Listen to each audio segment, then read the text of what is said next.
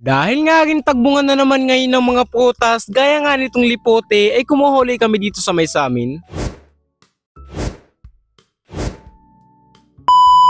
Katanghalian na naman nga ang galaan namin ngayon kasi ngayon ay pupunta nga kami dun sa may puno ng liputi. Malapit na nga rin to sila Ate Julie umuwi ng Taguig kaya naman nga ay linulubos-lubos na nga nila ang paggagala. Tingnan nyo naman nga ay tirik na tirik itong araw pero ngayon pa talaga sila nangakit sa pangunguha nga ng liputi. May kagat-kagat pa nga si Ate Liz ang dahon ng kakawate, hindi ko nga rin alam kung anong gagawin niya dyan. Dito na nga rin kami sa may ilog at malapit-lapit na nga rin kami sa may puno ng liputi. Kapag nga nandito yan si Ate Julie, talaga namang walang pinapaligtas na puno ng prutas, lalo na nga kapag maaasim. Kasi tingnan nyo naman pati itong katmon ay kumuha rin sila kasi nakakain din yan at maasim din. Kasi nga kapag nasa probinsya ka ay napakaraming prutas dito na hindi kilala na pwede nga kainin. Nang makakuha na nga sila ng katmon ay naglakad na rin kami papunta nga dito sa may puno ng liputi. Pagdating nga rin namin dito ay ang una nga naming tiningnan ay yung taas nga ng puno kasi tiningnan nga namin kung may bunga pa. Kasi nga ay may nanguha nga rin ditong iba at pinutol pa nga itong mga sanga. Marami pa nga rin natira kaya nga lang ay masyado nang matataas at kailangan pa nga rin sungkitin o akyatin. Nakakuha na nga rin kami dito at ganito pala yung itsura nito kung hindi nga kayo pamilyar. Medyo maasim nga rin lang talaga ito kaya nga ay kailangan lang din talagang kalugin sa asin o kaya nga ay sa asukal. Mantsa nga rin pala sa damit itong katas nito kaya nga kung kakain ka nito wag mong ipupuna sa damit mo. Last na nga rin itong kakalugin ni Ate Lisa kasi mamaya-maya ay umuwi na rin kami.